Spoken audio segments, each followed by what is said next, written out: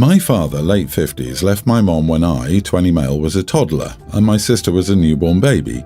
Mom had had mental health problems after this, and we were instead raised by our grandpa, Dad's dad, and Grandma until her passing when I was 7. Grandpa died last year, and I took over as legal guardian for my sister.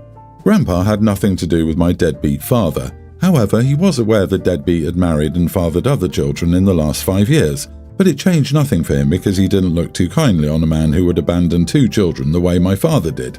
He literally left the country to evade child support and refused contact with his family for years. He also emptied out all the money he and my mom had before he left us, so he left us with literally nothing. When Grandpa drew up his will, he investigated how he could leave my father with nothing, but that wasn't an option. However, he didn't need to leave him with more than a single dollar, and that's what he did. The portion that would have been my father's was divided between my sister and me. He also left the house to my sister and me. My estranged father attempted to fight the will and get the share my sister and I own, but he was denied because my grandfather did everything above board. My father's siblings ended up back in contact with him after Grandpa died, and while they're not as close as before, they have a relationship that my sister and I have no interest in being a part of.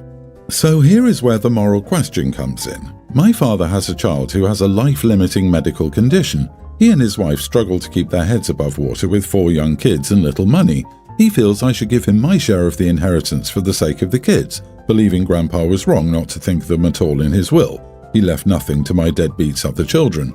I told him he wasn't getting anything from me, and then my father's siblings got involved. They feel I should give him my share and that having the house and my sister having the money should be good enough. But I could do it as an act of kindness for other siblings I refuse to meet or get to know.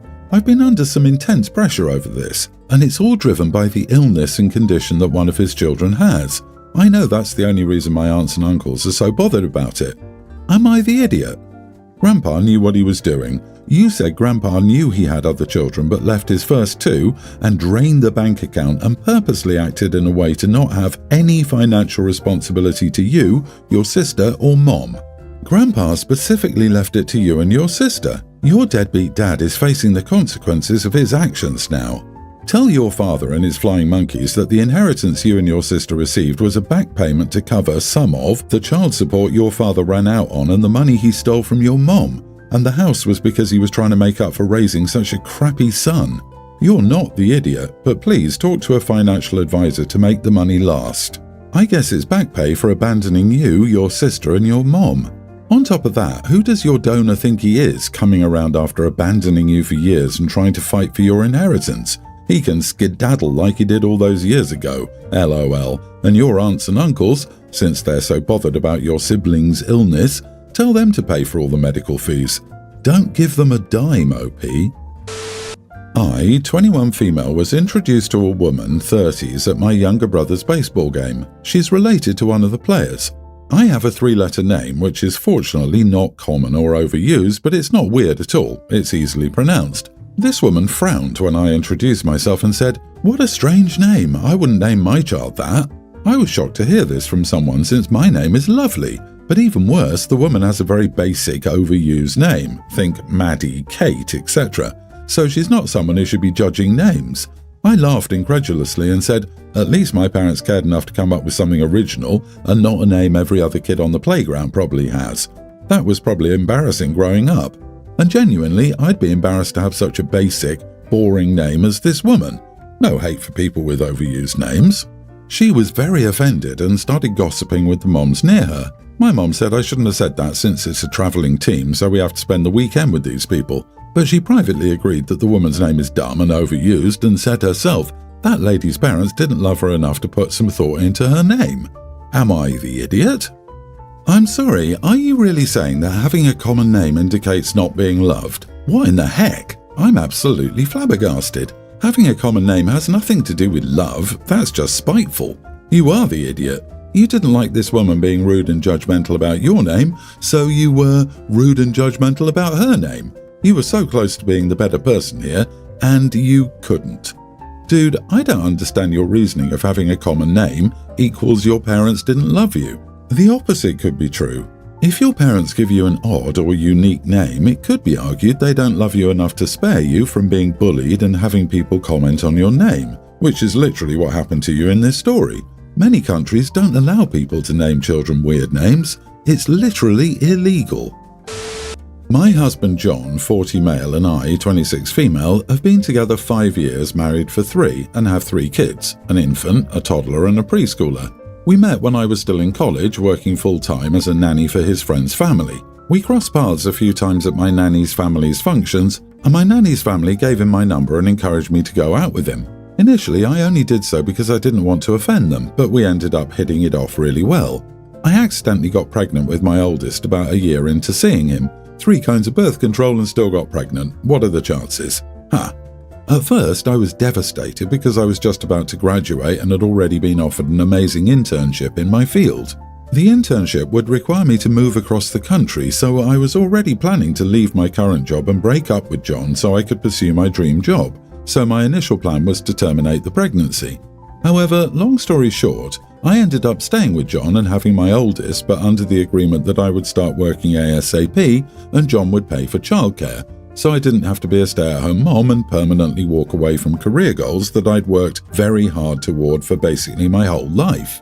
As soon as my son was born, I fell instantly in love, and the few resentments I had about how things turned out completely disappeared. While I did stay home with him for the first year because I couldn't stand to leave him for more than a few hours, I was open with John about my plans to find a job in my field as soon as I could, and he was always on board and never expressed any issue with it. John and I got married when my oldest was 1, and John started pushing me to have more kids, but I refused because I felt ready to start working. I got a great job offer at the company I'm still with today. I started looking for nannies and was put in contact with our current nanny, Sarah, 21 female. She's honestly been a godsend. She's the sole reason I made it through being apart from my baby, and she does such an amazing job. I honestly cannot imagine my life without her. Shortly after I started my job, I accidentally got pregnant again, another birth control baby. My husband tried to talk me into staying home with the kids again after my second was born, but I was too happy with my job. They offered to let me work part-time from home, which worked out perfectly. My husband wanted to cut back Sarah's hours as I would be home a lot more, but I refused because while I'd be able to breastfeed and help take care of my newborn, I still wanted her there to help with our rambunctious toddler while I was working. Sarah and I get along great. We have a lot in common, and I see her as a friend as much as an employee. My kids love her very much and ask about her whenever she isn't there. Since I was also a nanny, I'm able to work with her effectively and have so much respect and admiration for the job she does with my kids, as she's even more patient and hands-on than I ever was with my nanny's family's kids. Even though we pay her a lot, I honestly think she's worth even more than that, and I tip her as much as I can. For some reason, my husband doesn't feel the same way. He's very critical of her. Not to her face, he has very little interaction with her as most days she leaves before he gets home. He's always nitpicking how she does things, like if a few toys get left out in the playroom, if she used too much gas in the car, if she got fast food for the kids instead of cooking them a meal, etc. He tells me she's not worth what we're paying her and that she's doing an easy job I was fine doing for free. This irritates me like nothing else because while yes, I don't find looking after my kids particularly difficult, I wouldn't call it remotely easy, and it's much different when it comes to dedicating most of your free time to looking after someone else's kids. And Sarah goes above and beyond to make sure my kids are safe, happy and entertained every day, and even does some pre-schooling with them.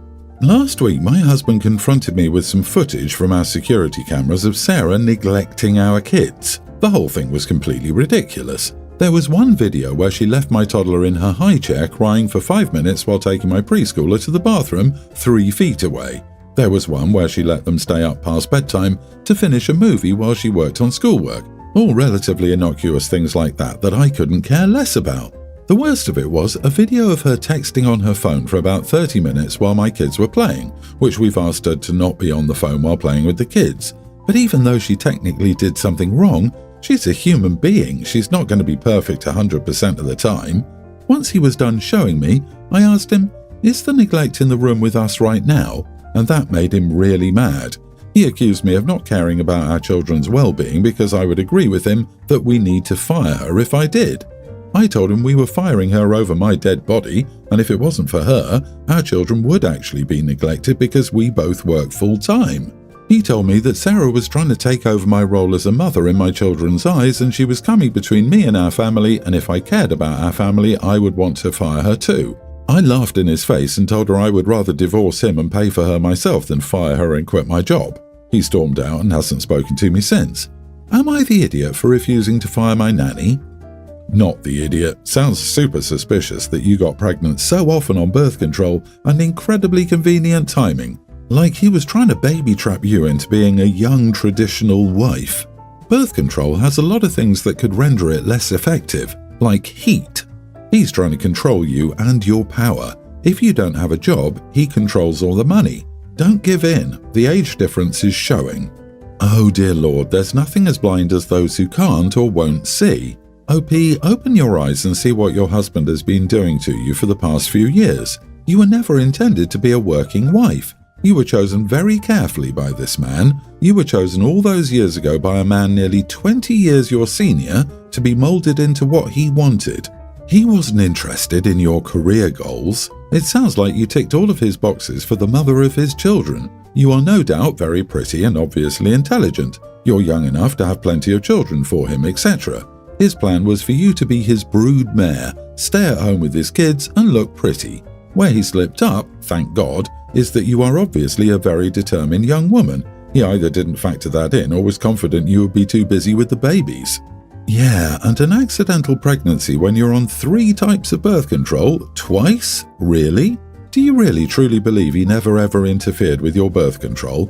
He's really determined to tie you to that kitchen sink, isn't he? Now it's your nanny he's trying to get rid of. He'll maybe accuse her of stealing next or something equally as heinous. Or your job is going to be targeted. I really hope you have your own bank account and are in charge of your money. You'll need a fund ready for when you wake up, smell the coffee, and realize you've been baby-trapped and your future career prospects torn away from you. Update: am I the idiot for refusing to fire my nanny?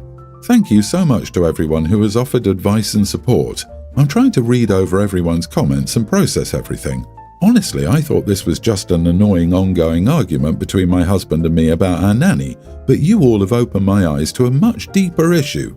Firstly, I want to say I'm a bit worried it came across like I resent getting pregnant or having kids because I really don't. I love my kids more than anything, and I wouldn't trade them for the life I wanted before or choose my job over them if it ultimately came to that. I do stress about accidental pregnancies a lot because it makes me feel out of control of my own life and body. Still, I hope that doesn't come across as me having regrets over them. On that note, however, a lot of people have pointed out the possibility of my husband tampering with my birth control. This has really shaken me up, so I'm not going to lie. The scariest thing about this is that he's a medical professional and started writing my scripts for me after we got married, and he often recommends and prescribes me supplements and things for my health. He also convinced me that IUDs were dangerous and ineffective, and that it's not uncommon to get pregnant on if you're extremely fertile. I don't even want to think about the implications of him having messed with something to get me pregnant. I trust him a lot with medical decisions and opinions. While I know he's not as vigilant about birth control as I am, I didn't even consider the chance he was actively sabotaging it.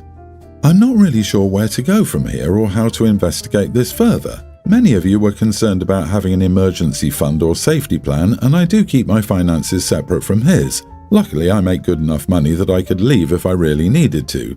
Thank you again to everyone. Every time this relationship has progressed to the next big step has been against OP's initial wishes. I'm feeling like John has been subtly steering things from the start. Run, OP, run. This man will keep you pregnant and in the kitchen for your entire life if he can. Oh my god, I didn't even catch the age difference at first. Some families are like, let's fix up our 20-year-old nanny with a 34-year-old. Jesus, the whole thing just seems like he wanted someone young and naive who would do what he wanted and who he could control through money. At least OP was smart enough to stick to her guns on having her career and going to work. I think the idea of ditching the husband and keeping the nanny is spot on.